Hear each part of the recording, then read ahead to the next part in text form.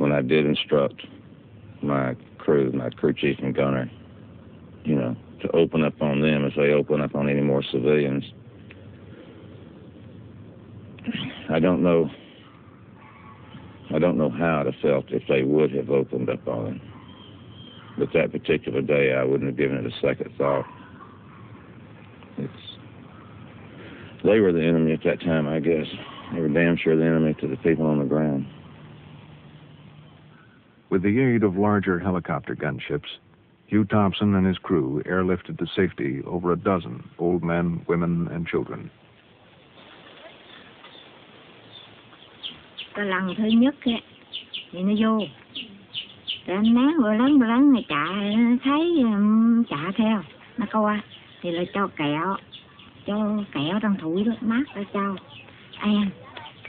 Một đợt thứ nhì nữa thì cũng vô, rồi chế nước cho uống, đổ quần cho mà giết ra rồi chứ không có giết thấy con này giết sạch, hóa sạch, không có còn nữa. This monument marks the ditch where the largest number of people were executed. Scores of villagers rounded up in sweeps through My Lai were herded here to be shot by Lieutenant Calley and others acting on his orders. Trời mẹ ơi, cho tôi lên về tội quá đi, không có bán tôi không có gì mà bán tôi tội quá, người dân vô tội quá đi. Thì bán rồi một lớp rồi cái cháy im. Tới nhà thì thấy lỗi đồng cớ đó nó thì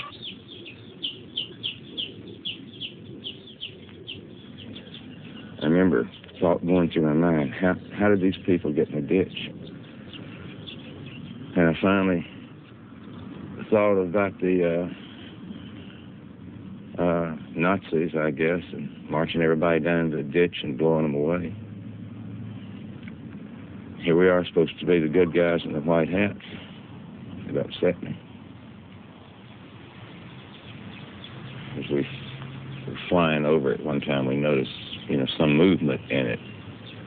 And Angelrada, who was my crew chief,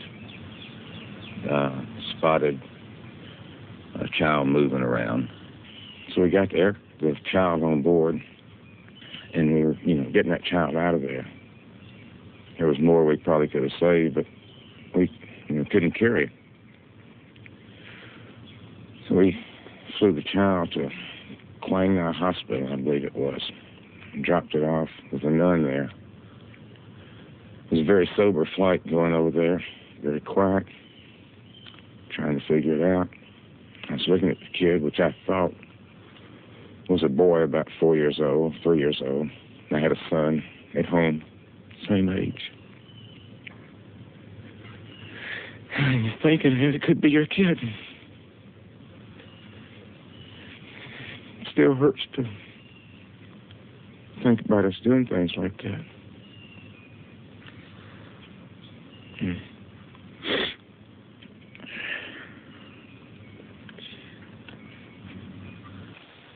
As a professional soldier, I had been taught to carry out the orders, and at no time it ever crossed my mind to disobey or to refuse to carry out an order that was issued by my superiors. So if one of your men had refused to shoot, what would have happened to him? What would you have said to him? If one of my men had refused to shoot, I shudder to think what have been the repercussions, because it's hard to say now what I would have done looking back. At the time that it actually, when it happened, he would have been in serious trouble. What kind of trouble? He could have faced court-martial. He could have been shot on the spot for refusing an order in face of the enemy. But these were young kids. Most of them had never killed anybody before. I mean, to kill a child seems a monstrous thing. Why were these people able to do this without questioning it? I feel that they were able to carry out the assigned task, the orders. That meant killing small kids, killing women, because they were soldiers. They were trained that way. They was trained that when you get into combat, it's either you or the enemy. And the people that were in that village, the women, the little kids, the old men, were all considered the enemy. So, leaving aside the question of following orders, do you think that that order was morally right and that the actions of the troops that followed that order, yourself included, were behaving in a moral fashion? I feel that we carried out the orders in a moral fashion, and the orders of destroying the village, of killing the people in the village. I feel that we carried out our orders, and I feel that we did not violate any moral standards. This GI was the only American casualty at My Lai. He accidentally shot himself in the foot. Despite the total absence of hostile fire, Calley continued to order his men to shoot. Most obeyed. A few refused. Lieutenant Calley ordered certain people to shoot these people, and I was one of them, and I refused. And he told me that he was going to have me a court-martial when we got back to base camp. And I told him what was on my mind at the time. Ordering me to shoot down innocent people, that's not an order. That's craziness to me, you know? And so I don't feel like I have to obey that. And if you want a court-martial me, you do that.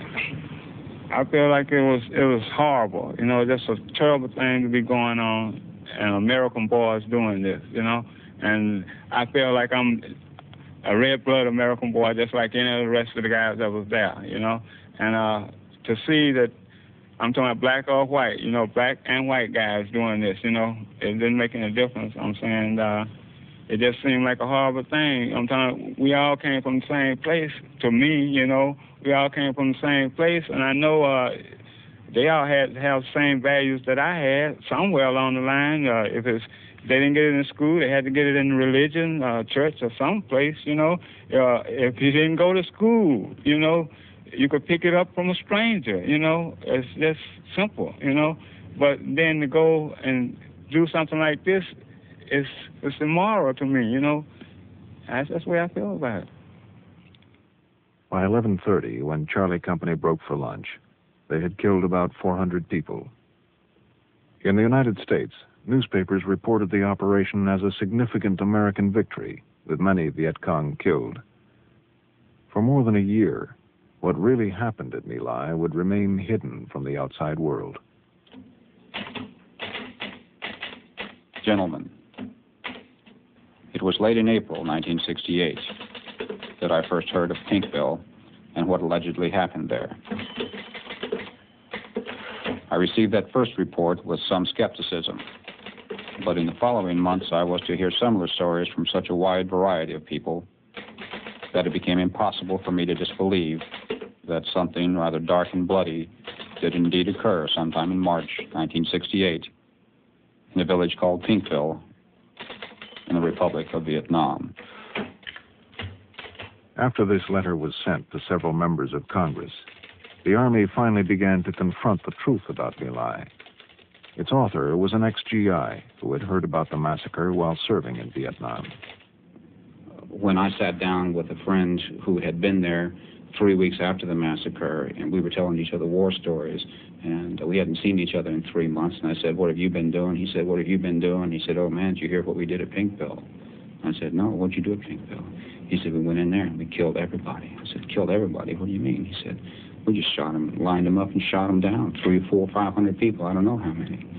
And my immediate reaction was, you know, these no good sons of bitches. Look what they've gotten me into. Look what they've gotten us all into. They've left me now with a choice to turn in my friends or to be a part of this horrible crime. And I'm not going to be a part of this horrible crime. The only way to not be a part of a horrible crime is to discover the truth and to pursue it. And let the chips fall wherever they land. And that's what I set out to do.